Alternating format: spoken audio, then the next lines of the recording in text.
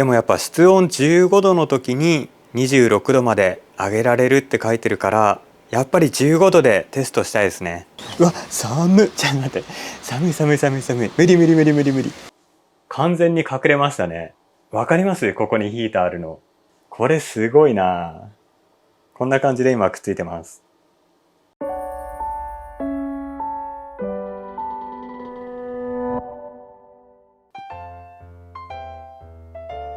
はいどうも、ビバです。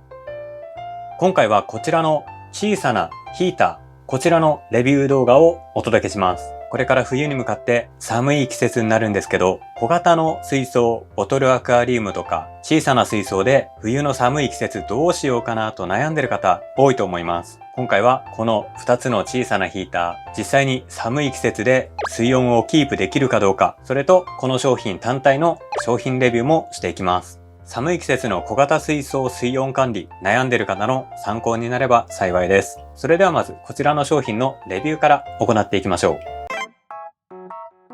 今回紹介する小型ヒーターは日総さんのプロテクトオートスーパーミニ 10W と 20W、 こちらを紹介していきます。日総さんらしいおしゃれなパッケージとシンプルなデザインなんですけど、この2つの違いは適合水量の違いだけですね。サイズは違うんですけど、使う水槽の水量によってこっちは4リットル以下の水槽、こっちは8リットル以下の水槽に適合しています。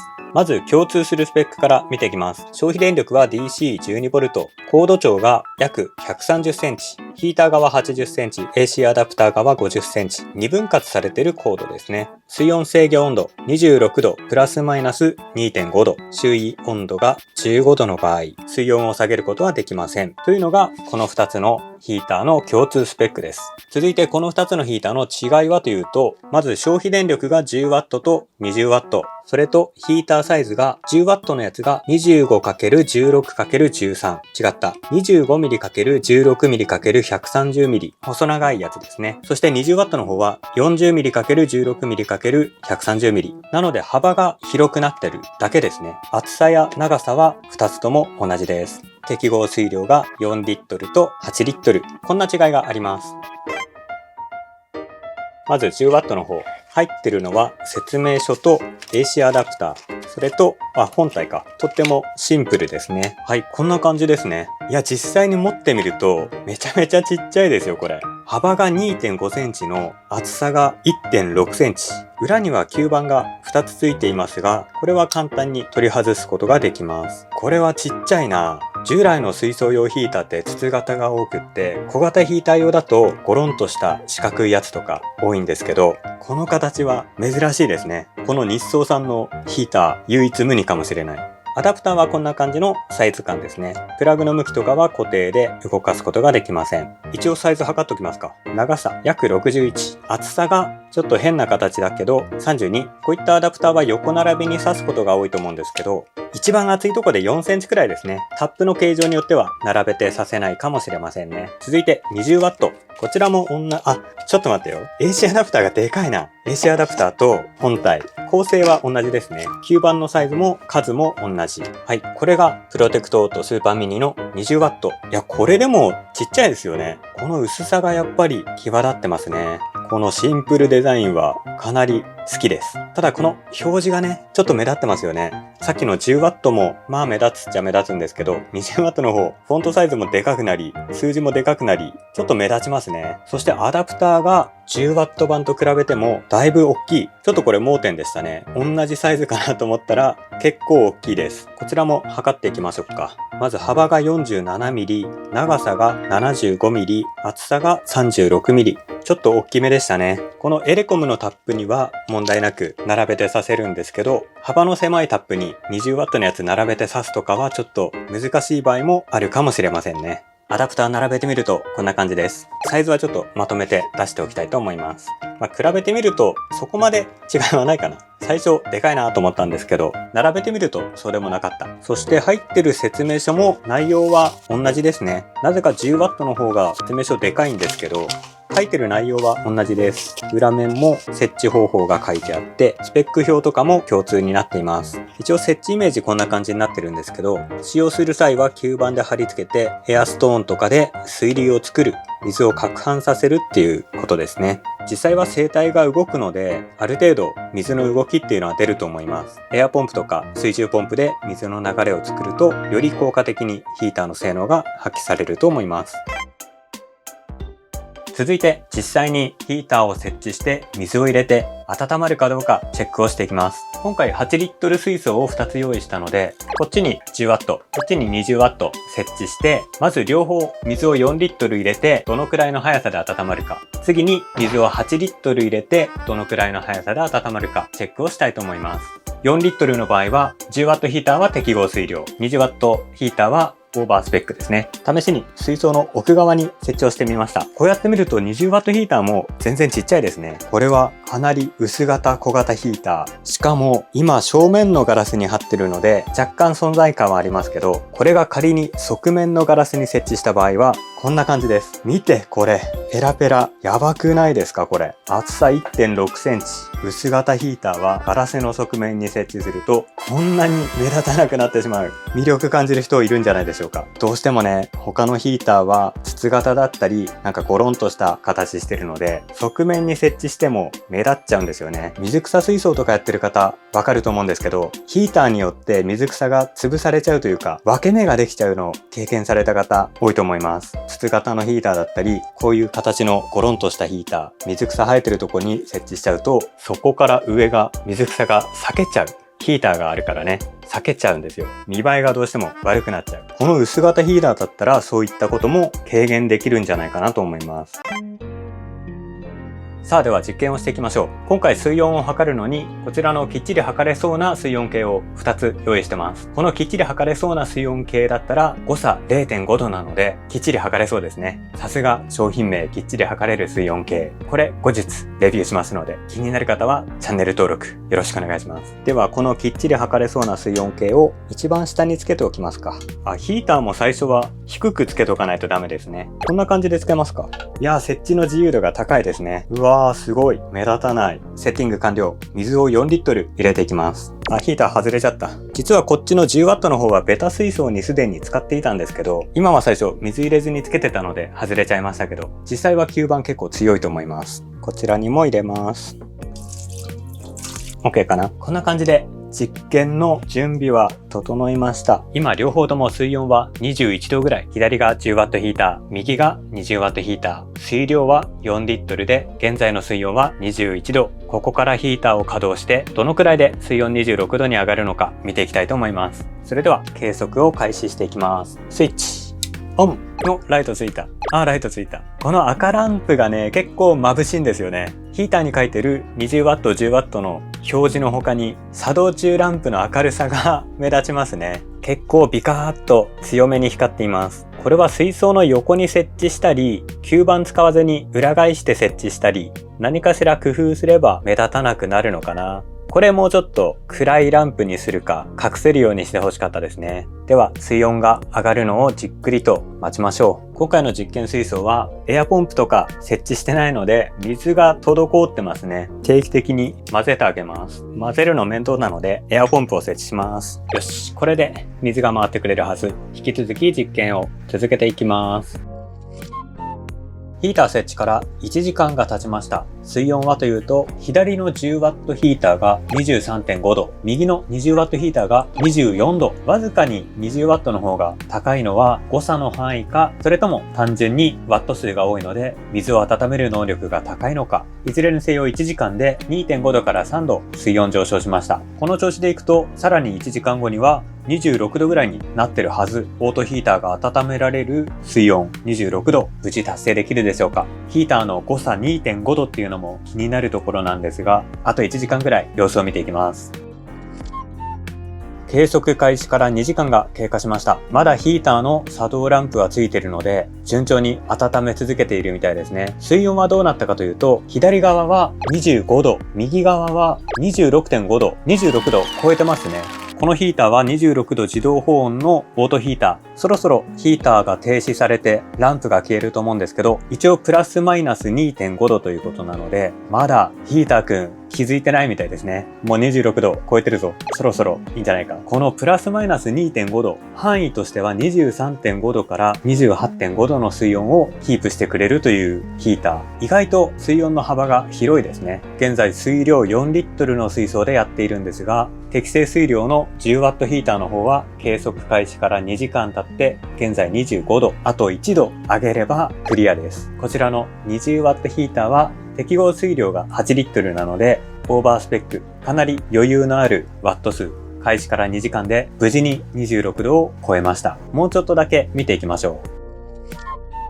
はい、今計測から2時間半、消えるところは見えなかったんですけど、こちらのランプが消えてるので、こちらはヒーターが停止しています。現在水温は27度ですね。このヒーターは26度の自動保温なので、27度、だいたいスペック通りの水温でヒーターが停止しました。現在の室温は23度ですね。室温23度の環境で4リットルの水槽を27度まで上げるのに2時間半かかりました。こちらは 20W ヒーターなので、本来は8リットル水槽用のヒーターです。問題はこっちですね。まだランプがついているので、絶賛稼働中なんですけど、水温は現在 25.5 度。もうちょっと頑張れそうですね。ではもうしばらく見守っていきます。開始から3時間半経ちました。右の方は十分水が温まってついたり消えたりしています。そしてこちらの左の方ですね。10W ヒーターの方、こちらなんですが、水温計は26度を指しています。ヒーターの設定温度としては無事に達成してるんですけど、ランプはずっとついてるんですよね。なので先ほどの 20W ヒーターみたく26度よりもうちょっと上げたらヒーターが止まるのかもしれない。ただしばらくずっと26度でずっと頑張っててこの様子なので、室温23度の環境ではもう上がらないのかもしれないですね。もうこの辺で勘弁してやってくれないだろうか。頑張ったね。というわけで、室温23度の環境では、10W ヒーターは3時間半経って水温を26度にすることができました。20W ヒーターだと開始から2時間半で26度を超えることができました。水量は今4リットルで統一しているので、こちらのヒーターは適合水量、こちらのヒーターはオーバースペックの状態で検証をしていました。結構外気温というか室温に左右されるところもありそうですね。この日装の外箱には周囲温度15度の場合で26度まで上げることができるとは書いてるんですけど、本当なのかな？ちょっと持ってないそれは。ただ今計測3時間半でこの状態なので、もっと時間をかければ室温が15度の場合でも26度まで引っ張り上げることができるかもしれませんね。でも室温15度って結構寒いですよね。本州の方とかで暖房をつけずに部屋に誰もいない時だったら15度とか行くのかな。一応今回の検証環境は室温が23度、4リットルの水量だと3時間半で26度まで上げることができました。続いて8リットルの水量で試したいんですけど、結構これ検証に時間かかりますね。8リットルバージョンはニーズがあったらやりたいと思います。もし検証動画撮り終えたら動画概要欄にリンク貼っておきますので、気になる方はチェックしてみてください。ヒーターの補足説明お願い。1年1シーズンを目安に交換しましょう。これはヒーターではよく言われることですが、1年ごとに変えろとは言われますね。ヒーターは1000円、2000円するものなので、1年で交換ちょっと早くないとか思っちゃいますけど、安全のためには交換した方が良さそうですね。安全性能、自己制御安全機構。ヒーターが空気中に出ても160度以下に抑えます。ということで、万が一ヒーターが露出しても安全。何が安全なんだろう？万が一水上に出ても壊れないってことかな？安心の低電圧設計 12V 仕様です。感電しても安心です。感電したくないな。そして縦置き横置き OK。横置きだとかなり目立たない感じの設置が可能です。それとちょっと面白いところで、このヒーターのスリット部分なんか見えてきませんか？なんとこれスリットの形が S になってるんですね。この S は何なんでしょう？日装の S かな？いや、あれだったら N だよね。何の S なんだろう？プロテクトオートスーパーミニ 10W、20W。スーパーミニの S？ こっちの 10W の方も S になってるんですよね。なかなか隠されたデザイン、イースターエッグみたいでいいですね。なんで S なんだろう？スモールの S。違うか、こっちも S だもんな。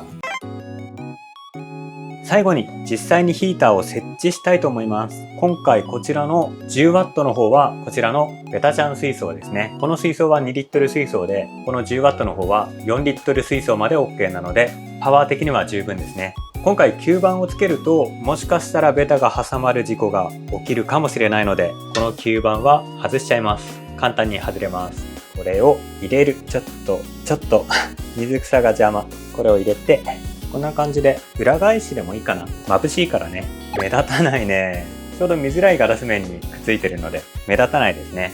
そして 20W の方はこちらのボトルアクアに設置します。これは4リットル水槽なので、先ほどの検証の通り 20W だと十分パワーがあります。これ吸盤つくかな。ボトルアクアは平面ガラスではないのでちょっとつけづらいかもしれない。どこにつけようかな。この横側面いっちゃいますか。ちょっと横側面がどうなってるかというと、さっき散々水草の邪魔にならないってアピールしたのでうまく設置したいところですが、これを横から見るとこの角度だとヒーター見えませんね。これいいかもしれないね。正面に来ちゃうとさすがに目立っちゃうか。いやこれこっちじゃなくていいな。もうちょっとこっち側でもいいか。あ、見えないね。すごいなこのヒーター。完全に隠れましたね。わかります？ここにヒーターあるの。これすごいな。こんな感じで今くっついてます。吸盤は今下のやつしか機能してないですね。で、水草がちょっと潰れちゃったので、これで OK かな。もうちょっと下げたいね。バッチリバッチリ。これでヒーター設置完了。横から見ると、違った。前から見ると、こんな感じ。ヒーターついてるのわからないですね。どうでしょうか。ランプはこうこうとついてますが、見る角度によっては全くヒーターの存在を感じさせません。素晴らしいね。薄型ヒーター素晴らしいな。こんな感じで日総のプロテクトオートヒーター使っていきたいと思います。これはもう見事にボトルアクアの特性を活用したヒーターの隠し方ですね。こっちのベタちゃん水槽は直方体なので、どうしてもヒーターは見えちゃいます。それでもこのサイズはちっちゃいので全然目立たないですね。4リットル水槽ならバッチリ水温もキープしてくれるので、これはこの冬活躍してくれそうないい買い物ができました。というわけで今回は日総さんのプロテクトオートスーパーミニ 10W と 20W こちらのレビュー動画、そして実際に設置した水槽の様子をご紹介しました。見てくださいこれ。ヒーターここにあるんですけど、見えます？見えないですよね。これはやばいね。そしてこちらのベタちゃん水槽にも設置してるんですけど、これもね、目立たない。この唯一無二の薄型ヒーター、小型水槽、特に4リットル以下のボトルアクアリウムや水槽、持ってる方はこの冬の水温対策としてぜひご検討ください。ちなみにこのヒーターなかなかお店では見かけることがなくて、下の動画概要欄にチャームさんの商品リンク貼ってありますので、そちらから買うと一番早いかと思います。ちなみに商品としては 10W が4リットル水槽、20W が8リットル水槽となってるんですけど、およそ半分の水量で考えた方が思った通りの水温キープできるかもしれないですね。これは1回検証しただけなので、長期的に見ていくとまた違う結果になるかもしれませんが、20W のヒーターは4リットル水槽、10W のヒーターは2リットル水槽に使うといい感じになるかなと思います。20W ヒーターについてはもうちょっと検証が必要そうなので、今後20センチキューブ水槽とか立ち上げた時に改めて検証できればなと思います。覚えてたらやります。というわけで今回の動画は以上です。もしこの動画参考になったなという方いたら、チャンネル登録、グッドボタンよろしくお願いします。それでは今回もご視聴ありがとうございました。また次の動画でお会いしましょう。それではまた。バイバイ。でもやっぱ室温15度の時に26度まで上げられるって書いてるから、やっぱり15度でテストしたいですね。ちょっと外でテストしてみますか。うわ、寒い。ちょっと待って。寒い。無理。何、土砂降りじゃん。これは無理でしょ。